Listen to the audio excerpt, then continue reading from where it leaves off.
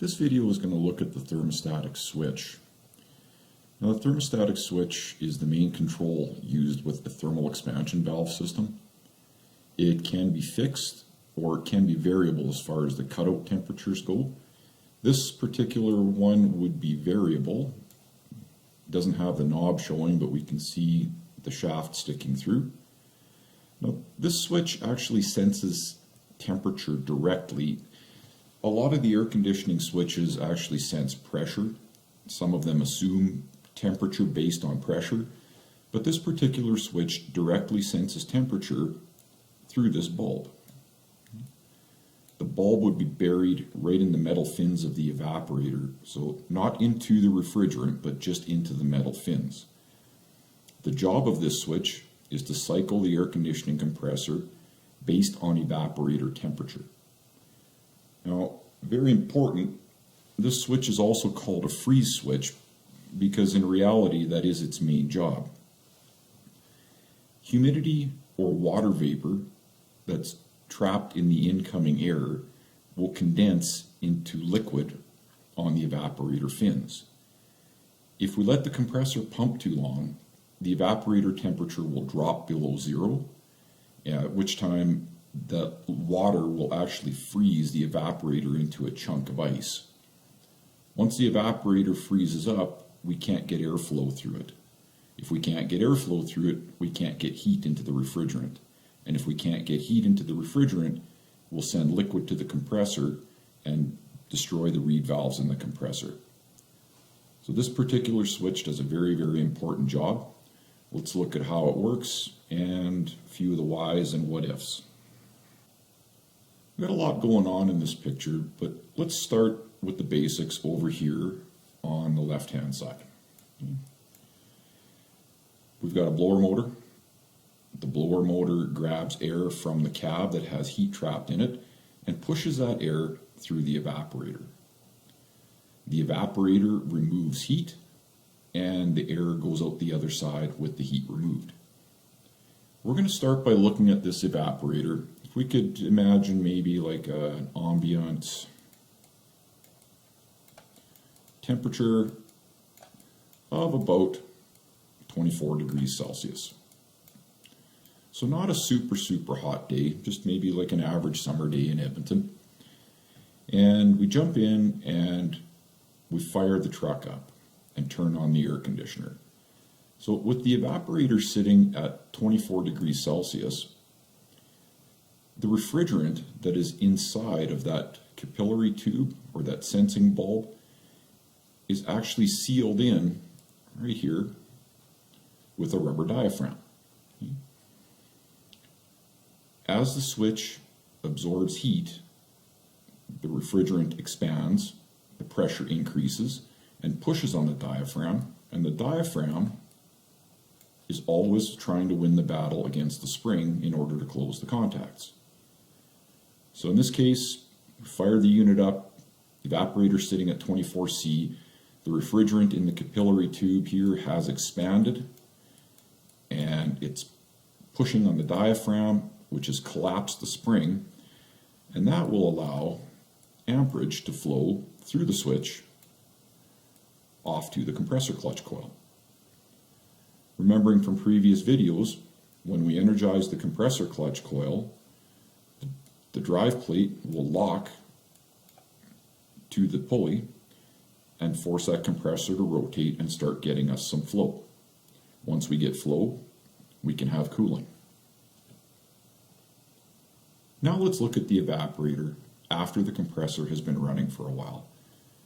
We're still sitting at about 24 degrees Celsius ambient temperature, which is not a very extreme heat load. It's probably actually on the lower end of heat loads if we compare it to places like Texas or Louisiana in the summer, where the ambient temperature can be 40 to 48, 50 degrees Celsius depending on the day. The blower fan is pushing air with heat in it through the evaporator. The heat is removed and air with no heat comes out the evaporator. Now, as the compressor runs for a while, the evaporator will start to cool down. And as that evaporator cools down, the refrigerant that is inside of this capillary tube and sealed bulb is going to start to contract as it gives off its heat.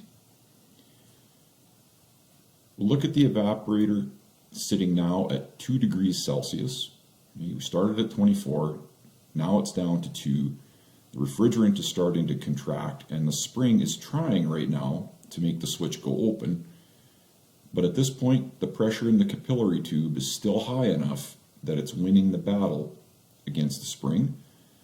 So the switch will stay closed and the compressor will continue to pump. Amps will continue to flow. Now we look at a third picture. We started out at 24. Compressor was running for a while. We got the evaporator down to 2. Now the compressor has been running a little bit longer and the evaporator has hit the point of 0 Celsius. This is the danger zone for the evaporator. If we don't shut the compressor off now, the evaporator will start to turn any of that condensed water vapor into ice. It'll go from vapor to liquid to ice. Now again, when the evaporator freezes up, or if it freezes up, we will not have airflow through the evaporator anymore. Without the airflow, we can't get the heat into the refrigerant. And again, if we can't get the heat into the refrigerant, what we're going to do is we're going to send liquid refrigerant out of the evaporator into the compressor and blow it up. So very important that we have some sort of a device to shut the compressor off right around that 0 degrees Celsius mark. What happens inside of the thermostat? Well, at 0 Celsius, the refrigerant has contracted enough that the pressure is low enough on the diaphragm for the spring to actually be able to win the battle and force those contacts to go open. So notice right here now, we are open. So there will be no more flow of amperage down to the compressor clutch coil. And once we de-energize the clutch, the drive plate will disengage from the pulley and flow will stop.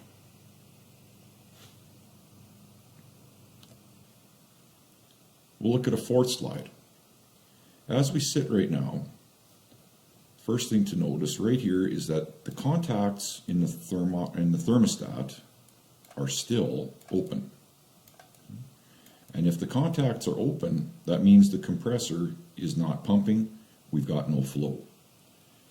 So what's happening right now is, from the previous picture, we were at 0 Celsius evaporator temperature, but the blower fan continues to run and it continues to push air that has heat in it into the evaporator.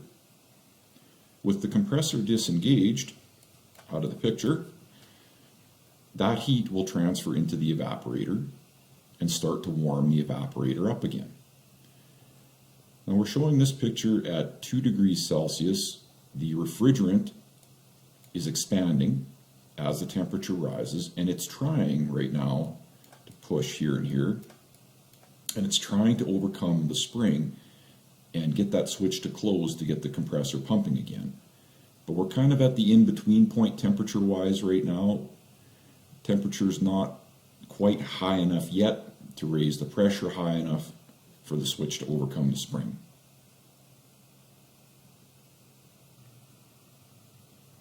Now we look at the last picture. The compressor has been off for a while. The blower fan has still been pushing air with heat in it through the evaporator, and the evaporator temperature has gone from 0 to 2. Now it's back up to 4 degrees Celsius. At this point, there's enough heat in the evaporator that it will cause the pressure to rise inside of the sealed bulb and capillary tube. And when that happens, once again, the contact here is going to close. That will allow flow of amps to get down to the compressor clutch coil, which magnetizes the pulley, which grabs the drive plate and forces the compressor to start rotating and gives us flow and gives us cooling again.